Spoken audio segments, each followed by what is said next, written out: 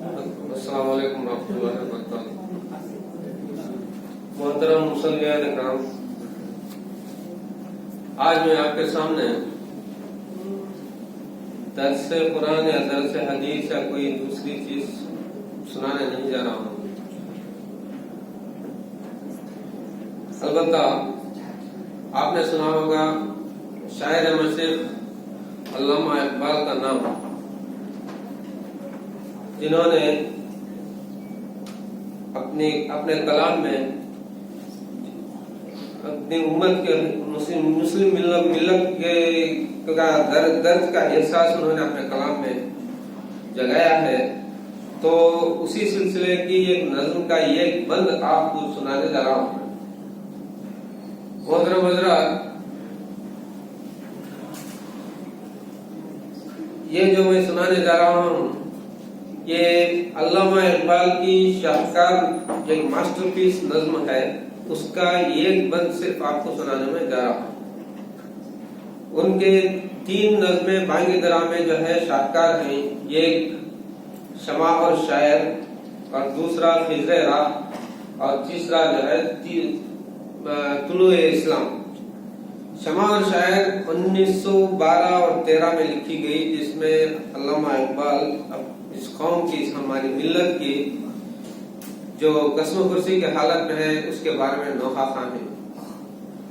اور خضر راہ 1918-19 میں لکھی گئی نظم ہے، جو اس وقت پہلی جنگ عظیم فرسٹ ورلڈ وار ہو چکی تھی، اور ترک جن کی خلافت تھی وہ جرمنی کے ساتھ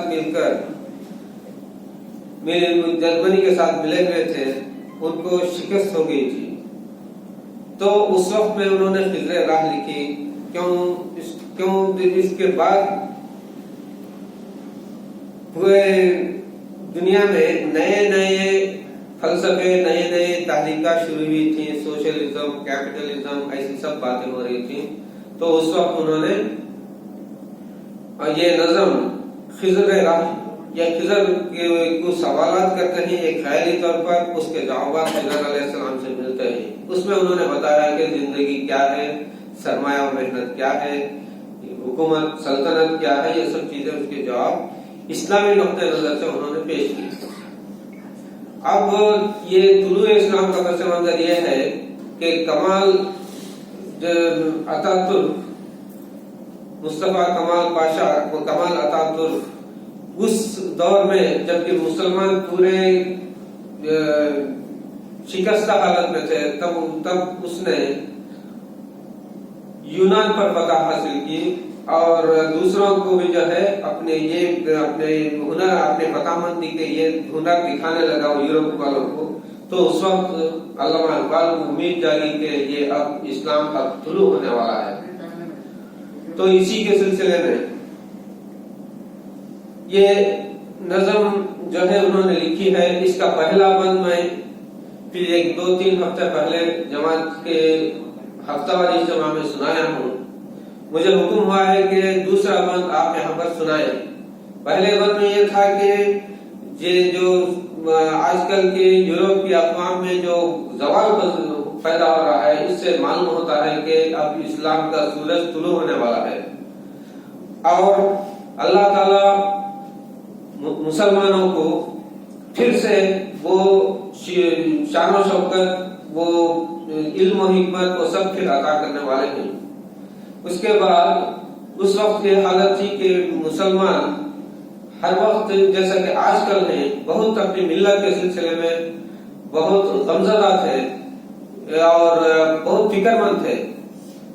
تو آپ نے یہ دوسرے بند میں اس کا ایک اشارہ دیا ہے، کہتے ہیں سرش کے چشم مسلم میں ہے نیساں کا اثر پیدا، خلیل اللہ کے دریا میں ہوں گے پھر گوہر پیدا۔ سرش کے چشم مسلم میں ہے نیساں کا اثر پیدا، مسلمان امت کی آنکھوں میں جو آنسو ہیں وہ اس کا اثر نیساں بولے تو ایک بارش ہے جو سمندر میں اس کے خطروں سے गौहर बनते हैं, मोती बनते हैं। तो यहाँ पर अल्लामा इकबाल ने ये मुसलमानों के आंसू को नैसा का मिसाल दिए हैं कि आइंदा चलकर इस खलीलुल्लाह यानी इब्राहिम अलैहिस्सलाम की मिल्लत में ये फिर से नए मोती पैदा होने वाले हैं। किताबे मिल्लते बेजा की फिर शहजादबंदी है, ये शाफ़े हाशिमी करने को है बर्ग बर पैदा। अब ये किताबे मिल्लत हमारे मिल्लत के पूरे ये जो है बिखर गए हैं, तो उसका जो है यकजा कर रहे हैं, कंपाइल हो रहा है आजकल।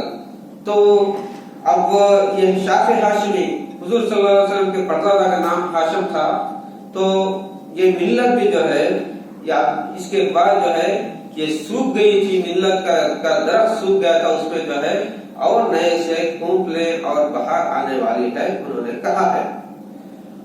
रबूज आन तुर्क शिराजी दिले तबरेज और काबुल रा, सबा करती है बुए गुल से अपना हम सफर पैदा। ये यहाँ पर ये फारसी मिसरा है। इसका मतलब ये है कि तुर्क शिराजी यानी मुस्तफा कमाल पाशा, जो उस वक्त कमाल अतातुर्क एक हीरो बना हुआ था मुसलमानों के लिए, तो उसके साथ पूरी कौम, जैसा कि आज भी जो हम देखते हैं कोई एक लीडर या कोई हुकूमत का हुक्मरान किसी दूसरों पर पता हासिल करता है तो पूरी मिल्लत खुश हो जाती है। वैसा ही ये जब कमाल अतातुर्क के जो फुतूहात हो रही थी, तो उस वक्त तबरेज़ का गुमरा यानी पूरी दुनिया इस्लाम जो है उसके साथ मिली हुई थी।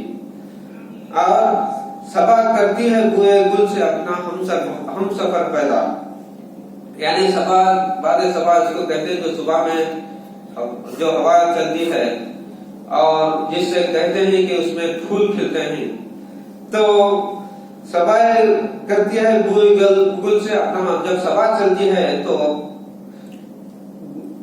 ये फूलों की खुशबू भी उसके साथ चलती है। ऐसा ही है, ये मिसाल देकर कमाल अतातुर्क के साथ सब मुसलमान मिल्लत उसके साथ शामिल नहीं, उन्होंने कहा है। अगर उस्मानियों पर कोई गम टूटा तो क्या गम है कि खूने 7,000 अंजुम से होती है शहर पैदा। उस्मानी बोले तो उस्मानी मैंने तुर्क खिलाफत को उस्मानी खिलाफत कहा जाता था। तो जब उसको शिकस्त हो गई तो पूरे मिल्लत में उसका गम से पूरा डूबी हुई थी। तो अल्लामा इकबाल ये जो है एक दिलासा दिला रहे हैं कि अगर तुर्कियों पर शिकस्त हो गई तो कुछ क्या भी बात नहीं है, मगर ये क्या है, जब हजारों अंजुम बोले तो 7,000 अंजुम, 100,000 सितारों की मौत के बाद सुबह शुरू होती है, उन्होंने कहा है।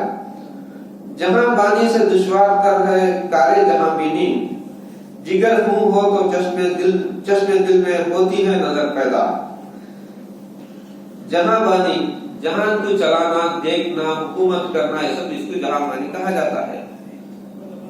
शायर के मुताबिक जहां बानी कुछ चीज नहीं है, ये मुल्क, ये हुकूमत आती है और जाती है, इसका कुछ ये नहीं है, मगर उससे ज्यादा जो मुकद्दम चीज है कि जहां भी नहीं, हमको ये जानना चाहिए कि कौमा का उरूज और ज़वाल कैसा होता है, क्या करने से कौम ज़वाल पजीर होती है, कब इसको उरूज होता है, इन सब चीजों को उनको ये देखना पड़ता है। तो ये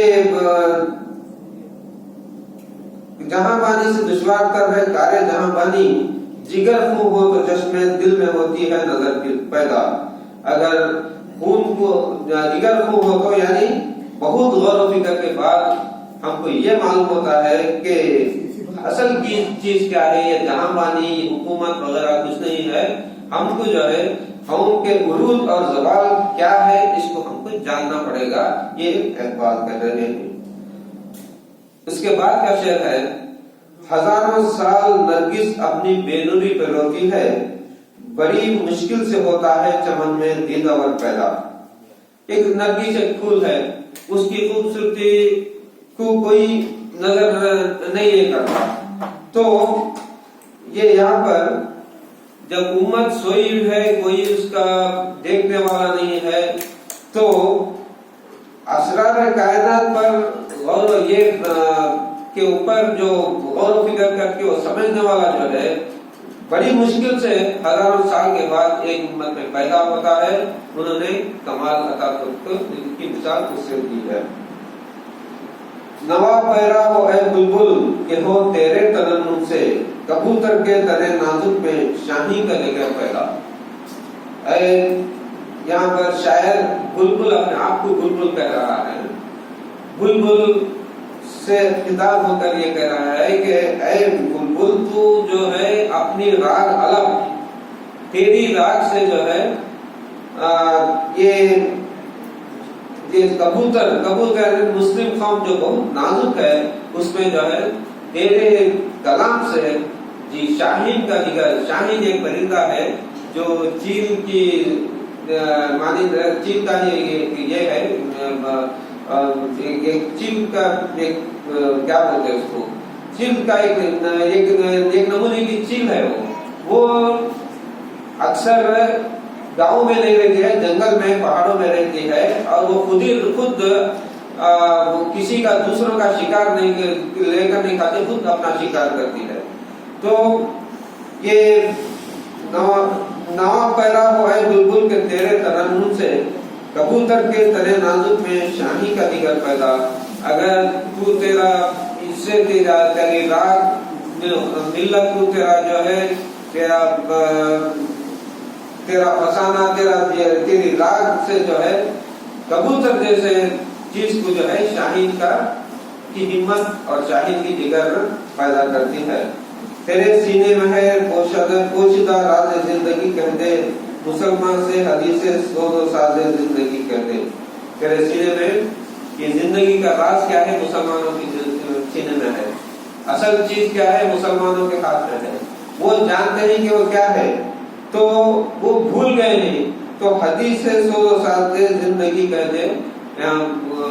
شاعر اپنے آپ کو خاطب کر کر رہا ہے تو جو ہے یہ جو زندگی میں جو سوز و ساز ہے، جو اتار چڑھاؤ ہے، جو یہ سب جو چیزیں ہیں، اس کو جو ہے ملت کے سامنے آج کا رکھا. بس آج اتنا ہی. آخر